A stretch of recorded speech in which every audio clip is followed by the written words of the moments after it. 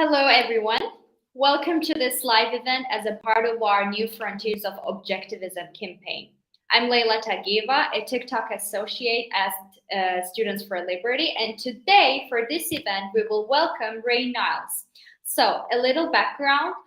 Raymond Niles is a professor of economics at St. John's University in New York City and senior fellow of the American Institute for Economic Research. He holds a PhD in economics from George Mason University and an MBA in finance and economics from Leonard Stern School of Business at New York University.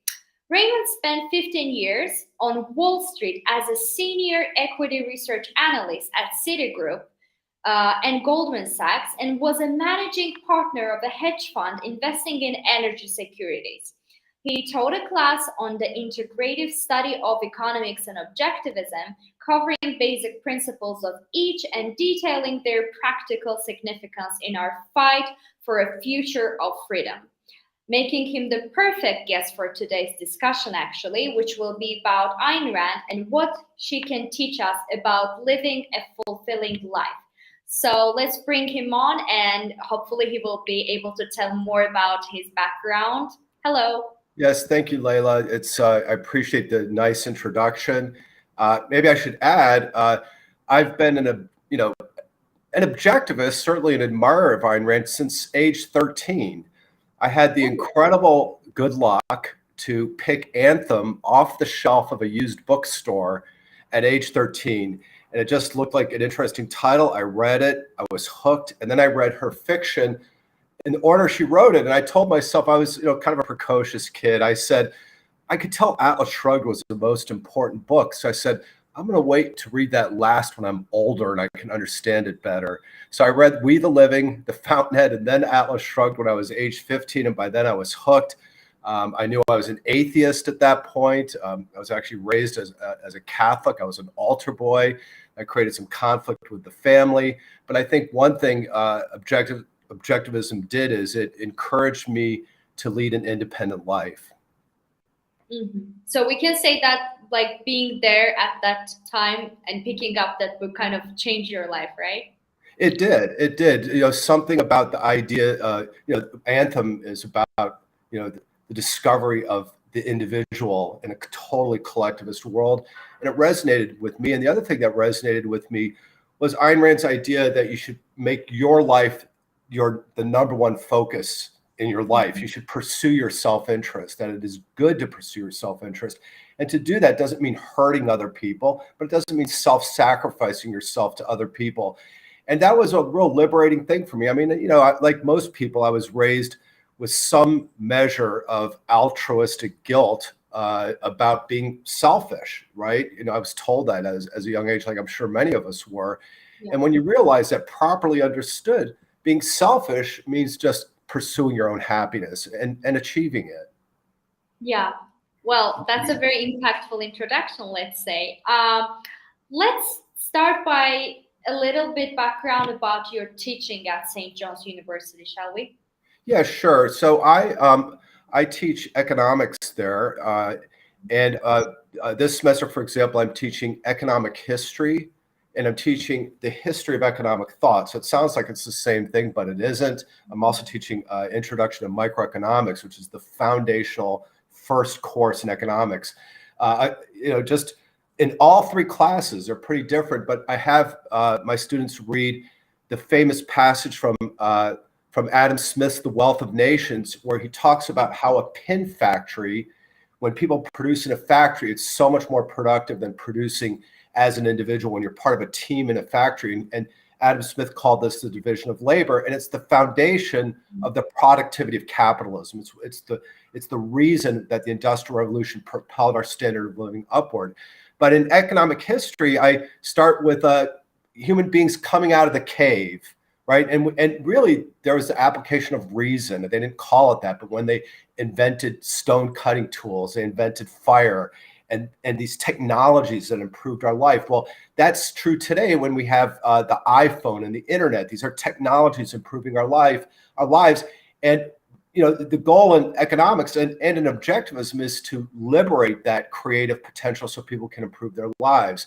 And then I teach in history of economic thought, we look at all the great economic thinkers, good or for bad. Like, for example, we're now going to be reading in our next class, they had to read it over the spring break, the Communist Manifesto by Karl Marx. So they have been reading Adam Smith and other economic thinkers, but we're going to read Karl Marx. And I'm helping the students to judge for themselves what Marx says. Does it make sense or does it not make sense?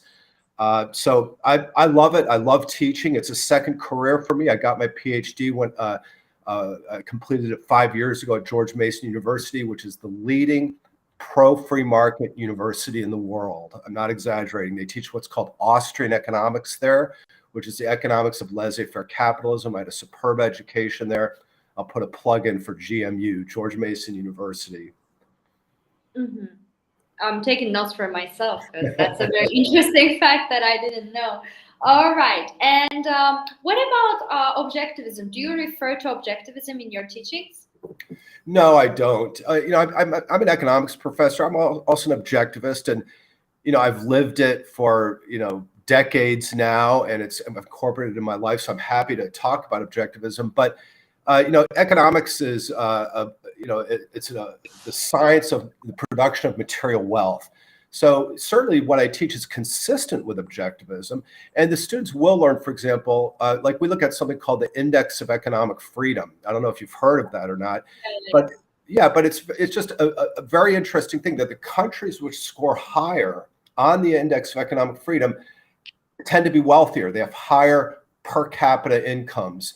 And it's no coincidence. So I do teach my students the connection between economic and political liberty and wealth creation. So in that sense, they're definitely learning about objectivism. The other aspect of my classes, like, for example, in economics, there's something called antitrust theory. And Ayn Rand has written, condemning antitrust. Antitrust was a set of laws that was passed in the late 1800s to break up the big entrepreneurial ventures. Most notoriously, they broke up Rockefeller's Standard Oil Company, which was the largest and most profitable company in the world. And I actually help my students understand that a root of antitrust is envy. So, for example, Jeff Bezos, the founder of Amazon, when he was declared the wealthiest person in the world several years ago, some activists put a guillotine, the kind that chop your head off during the French Revolution, they put a guillotine in front of his house. And we talk about that. And I have asked my students, how many of you don't shop from Amazon? Not a hand goes up. Every one of them shops from Amazon. I said, it's ironic, but I bet they probably had to order the parts for the guillotine to condemn Jeff Bezos from Amazon. So we learned that wealth creation under a free market, to the extent the market is free, it's win-win. Trade is win-win. Both parties gain in a trade. So it's an economic idea, but it's certainly an objectivist idea as well. Mm-hmm. I got it. Yeah. And so before we actually move forward, I would just like to make an announcement to the audience that they can add their questions to the chat, and we will collect them, and they will all be addressed after we're done with our questions. So feel free to write whatever is in your mind, anything you would like to be discussed here. And coming to our topic, so can you please give us a brief overview? Maybe someone here is not very familiar. Who was Ayn Rand? Yeah, Ayn Rand was a novelist from Russia. She was born in 1905 in Russia, and she lived there. She witnessed the communist revolution in Russia, which happened when she was 12 or 13 in 1917. And then luckily for her and the world, she managed to escape from Russia in 1926 when she was 21 years old. She's also arguably, one of the greatest philosophers ever. But she said herself that she considered herself first and foremost a novelist because she wanted to create the ideal man or the ideal person. But to do that, she had to answer for herself, what is the ideal man? What does that person look like? What kind of goals do they pursue? How should they live their lives? What method should they use in order to discover what is true? All of those are philosophical questions. So she found herself basically answering fundamental philosophical questions, in a unique way, and developing what became her own philosophy of objectivism. So I think, I think she's equally known as a novelist and as a philosopher. One thing I could say about her novels, though, which was very interesting, they illustrate her philosophy in action. It's probably the best way to learn a philosophy is to see what people do who live by her philosophy or who don't live by her philosophy. Her villains, like James Taggart and Atlas Shrugged, do not live by the philosophy. And you could see how well it works out for them. Or there are characters who are mistaken about the right way to live. Like there's Dominique in The Fountainhead or Gail Wynan in The Fountainhead. And they make errors. And unless they correct the errors, it has bad consequences. So that's Ayn Rand, and she lived until 1982. I wish she were still alive. I'd love to hear a comment on the state of the world. In the last part of her life, the last, 25, 30 years, she was a cultural commentator through nonfiction magazines that she published, such as The Objectivist, and she commented on the issues of the day. I recommend even reading these because they're still very relevant. And the best of her nonfiction has been collected into books such as The Virtue of Selfishness, which talks about her theory of ethics, pardon me, and Capitalism, the Unknown Ideal, which actually does touch a lot on economics, but also explains her political philosophy of capitalism. Thank you so much for your broad answer. So how would you summarize Ayn Rand's ideas on how we should live our lives? What was the most essential thing for her? Well, I think it's her concept of, it's two things. Most fundamentally, it's living by the method of reason. So Ayn Rand had tremendous admiration for and acknowledges a huge debt to the philosopher Aristotle. And Aristotle is the father of logic. He developed the principles of logic, like the law of non-contradiction, which is the basis of the scientific method. We would not have a scientific technological society if it weren't for the application of Aristotle's laws of logic. So she says you should, reality, the evidence, evidence trumps everything else. And to process that evidence, use reason, which means use logic. And you must always resort to the facts. You can never place your feelings, your emotions, or as she would say, your whims above facts. So as an example, I mean, my mother died last summer. It was definitely a very sad occasion. Sure, it'd be great if she were living somewhere in another dimension. But just to take that feeling and to give it the status of fact would be irrational, according to Ayn Rand. So the method is reason, and from this, she says that your life is the purpose of your life, achieving the values that give you happiness. You should make your happiness the number one focus of your life. So that gets to her ethical principle of selfishness or rational egoism, rational selfishness, which means placing yourself as the number one focus in your life. But that doesn't mean not having friends because friends benefit you. That doesn't mean not having family because family benefits you. And it doesn't mean hurting other people to get ahead like a criminal or a thief, or self-sacrificing yourself like a monk turning the other cheek and then being a martyr. Neither of those are acceptable choices. They're not consistent with human flourishing. Mm-hmm. I think that's very important to emphasize. How being selfish in the understanding of Ayn Rand is actually different than being immoral towards other human beings. And I think that is the reason why objectivism is mostly explained in such a way so that it's a propaganda for some kind of, people holding this, let's say, socialist ideologies. So I think that that's really an important aspect of her philosophy that we should focus on, that it's actually something natural to be to put yourself first and to put your interests first, and it's not something inhuman or immoral. So regarding that, how we should live our lives according to Ayn Rand, how would she describe happiness in your understanding? How do people go about seeking a fulfilling life according to Ayn Rand? Well, I think she defines happiness, if I recall correctly, as a state of non-contradictory joy. And it's not an ephemeral feeling like a sensation of pleasure, you eat a delicious chocolate or something like that, but it comes from achieving your long-term values and pursuing them consistently.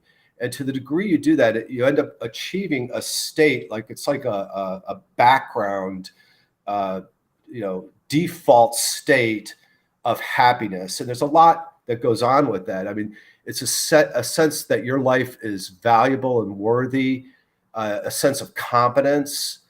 And, and then as you achieve your values, it just builds into that happiness. So it's a state of non-contradictory joy. What would contradict that and undercut one's ability to be happiness is when you're irrational.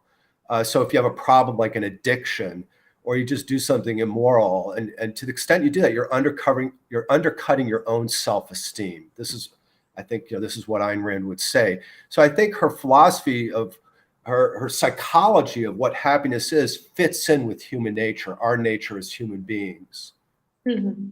Mm-hmm. Okay, before we move forward, I would like to hear some questions from the audience. So let's go for a few of them, and then we will continue with the discussion. So we have Catherine Moles, who is asking you about why Ayn Rand didn't like praxeology, and what's your opinion on deductive methods? Yeah, so it's a good question, and actually I like it because it touches on economics. Praxeology, it might be used outside of economics, but I think in terms of the application that I've heard of the most is from the Austrian economist Ludwig von Mises, Mises, and in his famous book Human Action, he describes his science as a science of praxeology. And so he's an economist, but it's a term that's sort of broader than economics. He calls it that economics is really part of a science of human action, and that's where the book title Human Action comes in. But as part of that, Mises himself said that the method of economics or praxeology is deductive. So you start with certain axioms, and you just deductively reason from those axioms. That you don't even have to take into account history or historical evidence. You could just deductively reason the proper principles of praxeology or economics deductively. And I think it's ironic. It's ironic that Mises says this, because if you read von Mises, and he's a great economist, he's probably arguably the one or two greatest of the Austrian pro-free market economists. He had a tremendous refutation of socialism, tremendous defense of capitalism. But when you read his works, it's loaded with history. It's loaded with historical example. It's loaded with references to other thinkers. So Ayn Rand, I think one of her arguments against she would say no, that science is primarily inductive. Meaning we look at the facts of reality and we reason up from the facts of reality to form broad abstractions, right? Like, you can imagine Newton, he drops an apple, he drops an orange. I'm kind of exaggerating a little bit, but he also looks at planets through the telescope, and he comes up with the principle of universal gravitation, that it ties all the phenomena together. He could not have reasoned to that principle in his armchair. So I think Mises actually belies his methodology when you look at what he actually does in his works. There is a role for deduction. I'd have to think about how that all plays out. Like, for example, in economics, inductively you can show that the law of supply and demand determines prices, and that the law of supply and demand, if prices are allowed to freely function, you will not have shortages or surpluses in the economy, right? You can inductively establish that. That's what you do in a first semester microeconomics class. But then you could deductively apply that principle. If someone says, well, the government of Venezuela put on price control on eggs, I can use that principle to say there will be shortages, right? I'm deductively reasoning from that principle, but it was inductively established. I don't know if that answers the question, but yeah, I think it does. And yeah, we have her comment, and we can move on, and then we will go back to other questions. Thank you for answering that. Continuing with our discussion, how did Rand make a distinction between mindless self-indulgence and happiness based on the achievement of our values? So because this is also something that is mostly like confused among the people. Yeah, so I think that's what I was saying earlier, is that happiness is the result of the achievement of your long-term values, your most fundamental values. Well, to achieve those values, it just doesn't happen in one action. For example, I decided I wanted to work on Wall Street. It took many years, right? I had to get my MBA, then I had to work my way up, as a junior stock analyst before I became a senior analyst. When I decided to switch careers, I would love to have been able to teach with just an MBA, but I needed a PhD and ended up having a great time getting my PhD at GMU. But that was 5 years. I had to, do that. And it, achieving those values does lead to a state of happiness. So what happiness is not, it's not just pursuing pure physical sensations. There's nothing wrong with pursuing physical sensations as long as you don't sacrifice your long-term goals to do it. It's okay to have a drink, a couple drinks. It's okay to gamble even on occasion. I don't want to, get people the wrong idea, but it is okay to do that. It's okay to indulge in a triple Sunday. Sexual pleasure is a good thing, but if you do any of these things where you just become addicted to it, and then you're going to sacrifice your long-term values, you're not going to be happy. And, we know that, right? We know that when people do this, they're not happy people, right? They're addicts, or they have other consequences. They eat too much, they're fat, they drink too much, alcoholics. So I think that's how she would distinguish between the two things. It's not the pursuit of ephemeral or short-term pleasures that leads to happiness. Although achieving happiness, you can pursue short-term pleasures along the way as long as you're not sacrificing your long-term goals. It's enlightening every time. So I can't just keep, nodding my head over the ideas of hers.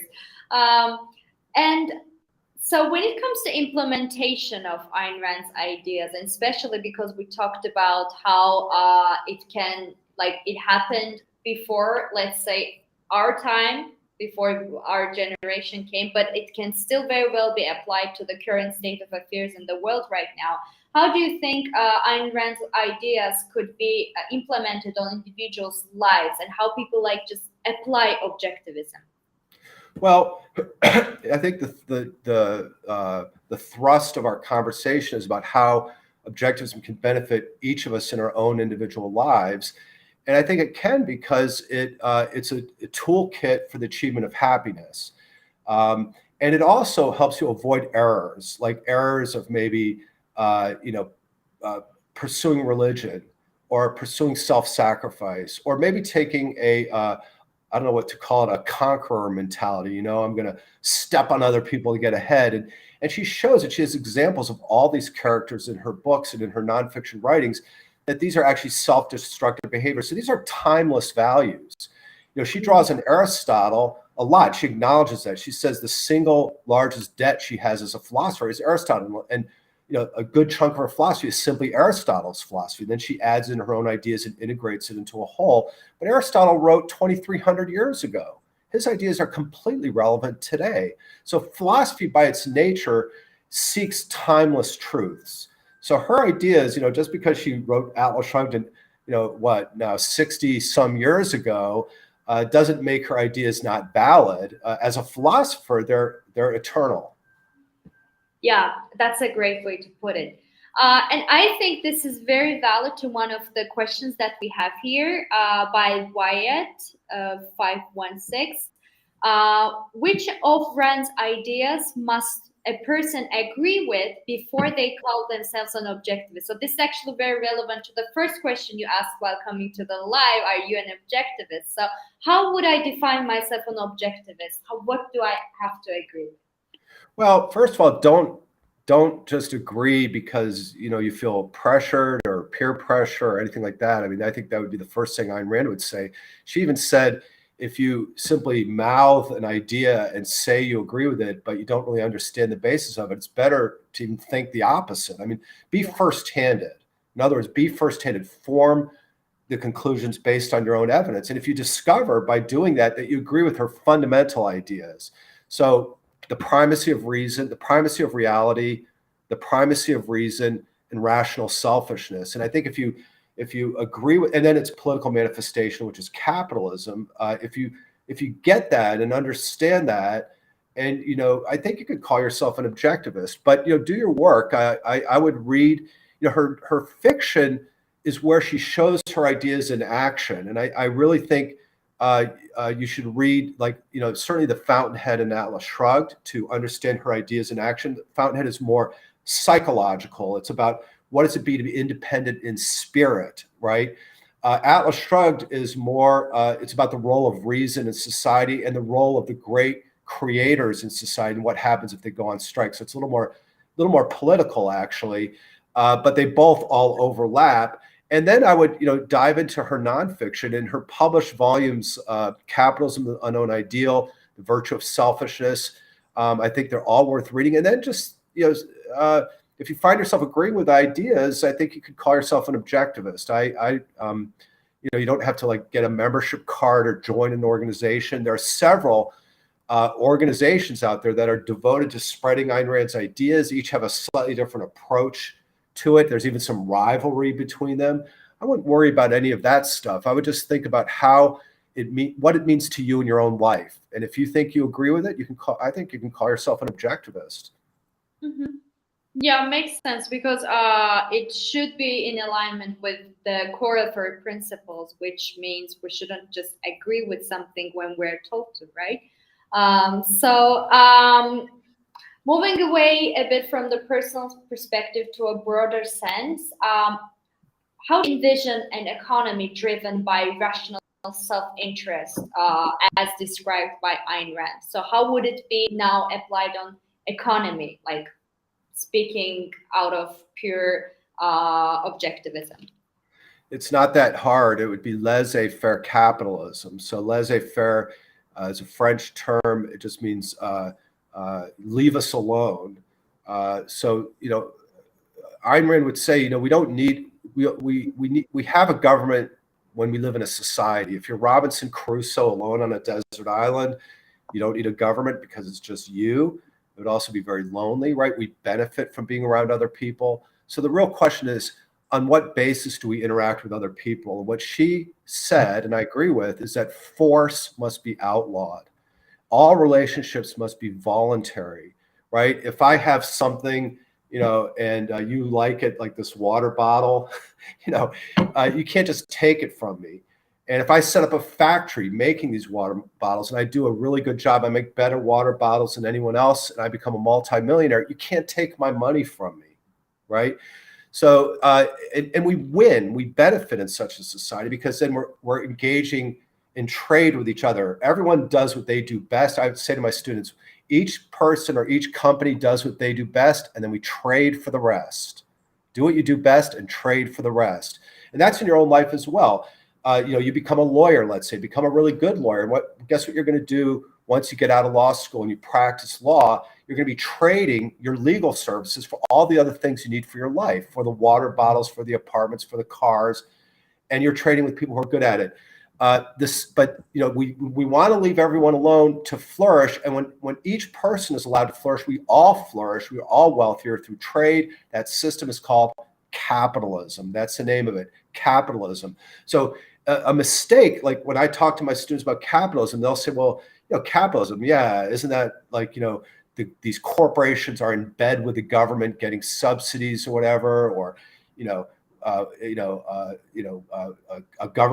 company wants tariffs to ban imports of competing products. That's not capitalism. Capitalism means laissez-faire capitalism, where the government does not have the legal ability to hand out favors. They can't favor one company or another. They're circumscribed from doing it. So the answer would be it's laissez-faire capitalism. Government's role is just to protect our individual rights, our right to life and our right to property, which means our ability to pursue our happiness. We pursue our happiness by having a right to our life and being able to use our property the way we want it. So the government's role is to protect that through the courts so that we could settle disputes peacefully without violence, and through the police to protect us from people who want to use violence against us, and also through a constitution so that the government itself can't be a violator of our rights. So that's the idea of the political system.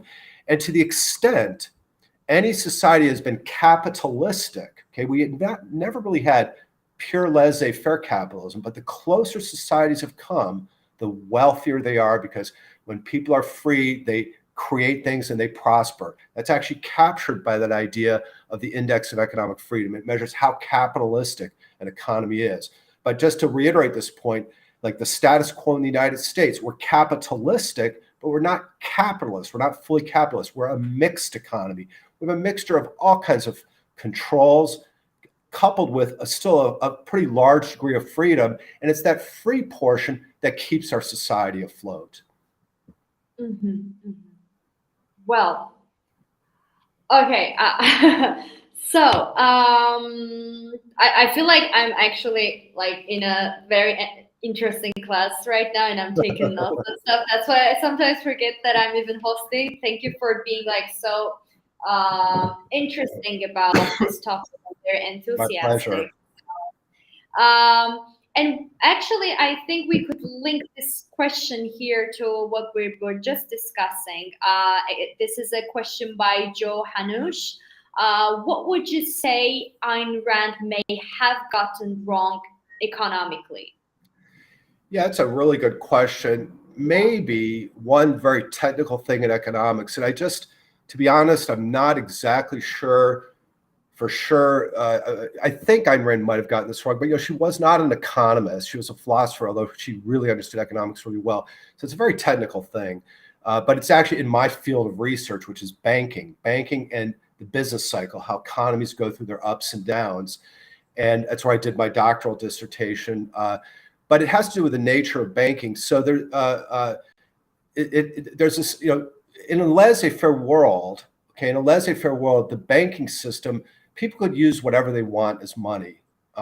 It probably would be gold. Historically, it was gold, but it might not be gold. It could be Bitcoin, maybe, perhaps, or it could be some other basis that people can come up with, whatever they want to agree to use as money. But here's the thing in a banking system.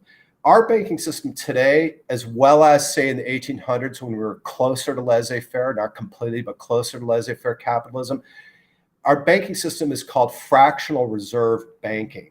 And what that means is that a bank, in the old days, a bank could actually create new money, okay, in excess of the quantity of gold that it has in its vault. So I'm going to keep this short, but a bank would, if you borrowed money from a bank, let's say you borrowed $1 million from a bank in the early 1800s in the United States, okay, or in another country that was on the gold standard, they would give you a checking account. And from that checking account, you could withdraw cash if you wanted to. And those would be banknotes that the bank itself would issue. And they're redeemable for gold on demand with the teller at the bank. So say $20 of gold, which means you can get a 1 ounce gold coin, which is what $20 was in the early 1800s, on demand. And that limited how many paper banknotes the bank could issue, which meant it also limited how many loans the bank could issue, because it always had to have enough gold in its vaults to redeem the banknotes that were issued. That's called fractional reserve banking. The advantage of fractional reserve banking is that it economizes on reserves. We don't need to have, our gold vaults can be smaller. We can have a greater economic activity on a given base of gold. So it's possible. I'm not, I think Ayn Rand might have been persuaded by an economist, an objectivist economist, who said, well, that doesn't make any sense. You need to have 100% reserve backing for money.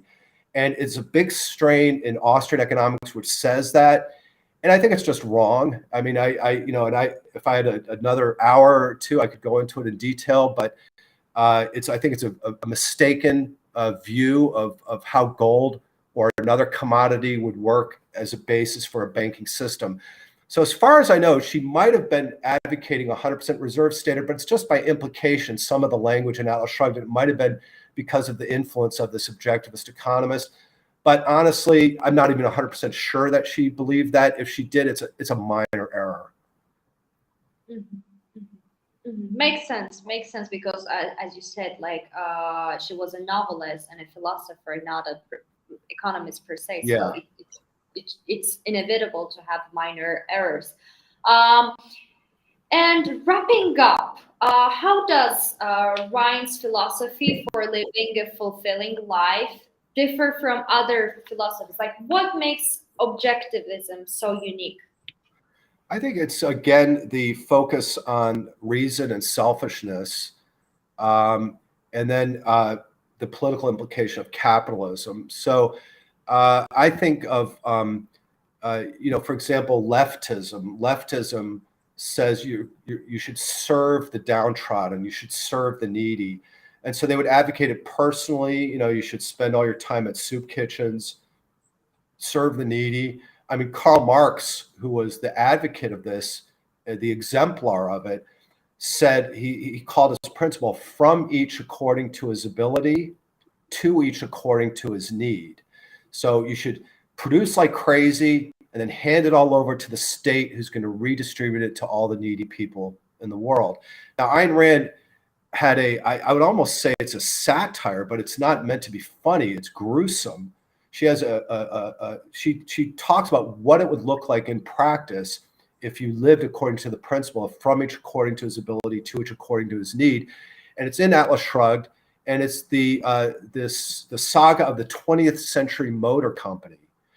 And when the original founder, they had made the best cars in the world at the time, but when the original founder died, he had a lot of socialist utopians, several socialist utopians, children took over, and they applied this principle. So the best employees had to give away all their money to the company, and then it was distributed according to the need. Like, someone who has the 8th child, or maybe their child needs braces or an expensive medical procedure, and someone who just handles their lives responsibly, they don't have a lot of issues, they end up with the lowest standard of living while everyone else sponged off them, and it was a disaster, as you would expect.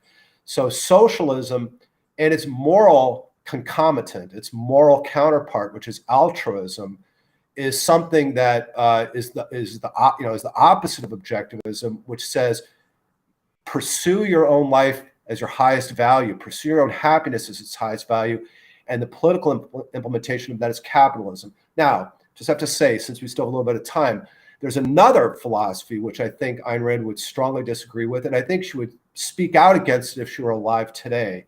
And I call this, I could call this nationalism or conservative nationalism.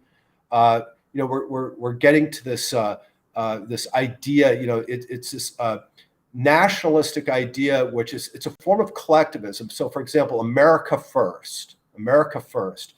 So it's asking for people to place their identity in the nation, not in themselves.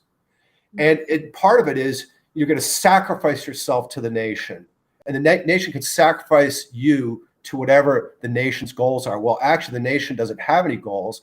It only has the goals set by the leader. So basically, you're put in a position of sacrificing yourself to the leader. So, for example, you're a manufacturer, and you want to build a factory to make goods in another country where it's lower cost, and then import the goods into the United States where Americans can buy them. And the nationalist leader says you can't do that, right? Or you owe duties to the state. And I'll tell you, the logical conclusion of this type of thinking is fascism. That's what it is. It's fascism. So fascism says your duty is to the state, and it's on a nationalistic basis. In the worst example, which would be Hitler's Nazi Germany, it was also an ethnic basis, right? The Aryan, the so-called or supposed Aryan race, and then applied, of course, the ethnicities that were forbidden, like if you're Jewish or Gypsy or you're Slavic or whatever it was. And so I think we see this around the world. Countries like Hungary, for example, moving that direction. Russia has moved in that direction. And there's elements in the United States that have moved in that direction as well. So she'd reject both choices. She says, don't be a collectivist, whether it's the socialist variety. If you're sacrificing yourself to someone other than yourself, it could be your family. They show that in Atlas Shrugged, like Hank Rearden he sacrifices himself to his family. It could be the downtrodden masses. It could be the state. Don't sacrifice yourself to anyone. So I think these are some of the opposite ideas that we see going on in the world today. Yeah, I was just waiting to comment that it's kind of almost ironic how nationalism is opposing collectivism and socialism, but at the end ends up being just another form of collectivism. This time at the level of sacrificing, as you said, your identity for the nation or ethnicity that you have. Yes, and in fact, I mean, World War II was begun by an alliance between Nazi Germany and the communist Soviet Union. You know, supposedly they hate each other. Well, actually, World War II began when they allied with each other to carve up Poland, and then Soviet Union also got to take over the Baltic states. And it's only because there's no honor among thieves, right? Hitler then backstabbed Stalin, and that started the enmity between the fascists and the communists. Today, I see in America, a lot of admiration for Putin, and I don't get it at all. It's something that definitely bothers me, and I think Ayn Rand would speak out against that. So collectivism needs to be opposed in all its forms. Objectivism at its root is about individualism. The individual matters most, and that's the founding principle of our country. And the Declaration of Independence has said, we hold these rights to be self-evident. That each of us has an inalienable right to life, liberty, and in the original draft of the Declaration of Independence, it said the life, liberty, and property. So life, liberty, property, and the pursuit of happiness. These ideas came from John Locke, but we individually have these rights. So government, its only role is to protect our individual rights. There's no other, it has literally no other purpose than that. Yeah, and on this point, I think it's really relevant to just have a more discussion on question of Catherine Moss. We already covered the nationalism part, but she's also asking about your opinion on Ayn Rand's dislike of religion and how we would describe that in general. Yeah, she disliked religion because, excuse me, she disliked religion because she believed reason is our means of survival. Our fundamental means of survival is through the use of our minds. She says, everything that we have, starting with the arrowheads and the fire that the cavemen had, all the way up to the rockets and the iPhones that we have today and the computers, it has to be invented and discovered using our minds, using reason, which is using the facts of reality and the laws of logic, the scientific method. Well, religion flies in the face of that. Religion says, I will believe in something without regard for evidence. That's the method of faith. So faith says, I'm going to believe in it for whatever reason, but without regard for the evidence one way or the other. There might be evidence, in favor or not in favor, but it doesn't matter. I have a feeling that there's this supernatural dimension out there that I can't see, touch, or feel. There's no evidence for it. And, you can't believe in the arbitrary. So it amounts to believing in the arbitrary. And one of the principles of reason is an arbitrary statement, meaning it's one that's just made up without regard for evidence that even can contradict things in reality. You could just ignore it. The burden of proof lies in someone who makes a positive assertion. That applies to asserting the divinity of Jesus, or I was going to say divinity, I'm not sure if it is, but the divinity of Muhammad, or the divinity of Zeus, or reincarnation, and you can't just make stuff up. Just because you want to live forever doesn't mean that you can believe in it. So her hostility to religion, and so in the name of religion, the problem with religion too is that when it dominates in a society, how do you resolve a religious dispute, right? If it's a scientific dispute, you resolve it using evidence. I just say, here's my evidence. My evidence proves that I'm right, you're wrong, and it can be done peacefully, and we could find out what reality is about. But with religion, where they've abandoned reason, they've abandoned evidence, all that's left, ultimately, when you boil it down, is knocking people over the heads. And, we've had horrific religious wars, especially in Europe, starting with, the end of the Roman Empire, the suppression of the pagans by the Christians, and then all the various schisms in the Catholic Church, and then when Protestantism emerged, the endless, the 30 Years' War, the 100 Years' War, all of that is because of the method of religion. So, she would say though that she does acknowledge and respect that there are some strong intellectual traditions in some religious schools of thought. So, for example, in the Catholic Church, one of their saints is Thomas Aquinas, and Thomas Aquinas brought Aristotle back to the Western world, right? There's a whole tradition in Catholicism called Thomism, which is studying the writings of Aquinas. Now, Aquinas thought he could take the principles of logic that Aristotle discovered and use it to prove the existence of God. It doesn't work, right? That didn't work. But actually, Aquinas, by just bringing them back into Western Europe, saying this is not heretical, you don't have to be burned at the stake for agreeing with Aristotle, ultimately opened the doors to science, which actually then ultimately led to the Reformation and the rejection of the Catholic Church, ironically. Ayn Rand is, I'd say she's more pro-reason than anti-religion, but by implication, she's anti-religion if she's pro-reason. Yeah, I mean, religion just seems to be one of the topics that doesn't really coordinate well with the reason. So that is not something particularly against religion, let's say, right? But it's just because it cannot be discussed by the method of using logic and reason. Yeah, maybe can I just say one other quick thing on that, if that's okay? One thing she would acknowledge, she calls religion a primitive form of philosophy because it was an attempt to answer basic questions of life, like, what is real, and then especially what should I do with my life? Man, she says, we're not born with instincts like my cat, will automatically run after the rat. It doesn't have to be told to do it. And plants automatically point themselves towards the sun. Humans are not like that. We're tabula rasa. We have to discover and decide what goals to pursue. So religion is definitely an early non-scientific attempt to provide moral guidance to people. And that's why when you look at religious morality, it's a grab bag. Some of the principles are fine, like thou shalt not steal. Yeah, that makes sense. Thou shalt not murder. Yeah, that makes sense. But thou shalt turn the other cheek and sacrifice yourself to your neighbor. Nah, I don't think that makes sense. So she's saying put morality on a scientific basis. But one of the things where, especially when people are raised religiously and they think about the idea of atheism, they think, oh my God, you're abandoning morality. Well, that's because they associate morality with religion. They identify the two things. Ayn Rand separates that out. And she's not the first person to do that. The ancient Greeks established moral principles without making it an overtly religious thing. They made it part of philosophy, a secular philosophy. So it's wrong to just say religion and morality are the same thing, therefore I'm going to be religious. Mm-hmm. Mm-hmm.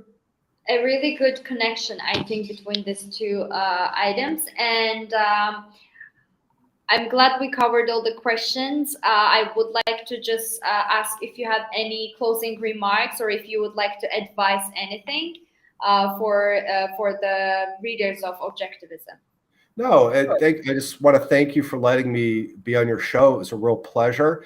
And to anyone out there, I recommend reading her books. If you want to read a short one, fiction, read Anthem. It made a huge impact on me. Also Fountainhead and Atlas Shrugged. Some people come at Objectivism by starting with their nonfiction. And I'd probably start with the virtue of selfishness in that case. But live selfishly and be happy. Thank you so much for being our guest today, and thank you for a very interesting discussion. And for everyone who is watching this now or later as we upload it to YouTube, I invite you all to follow our channels, to follow our accounts on social media, and read the Learn Liberty blog, and stay tuned for more events like this. Thank you, everyone, again. Thank you.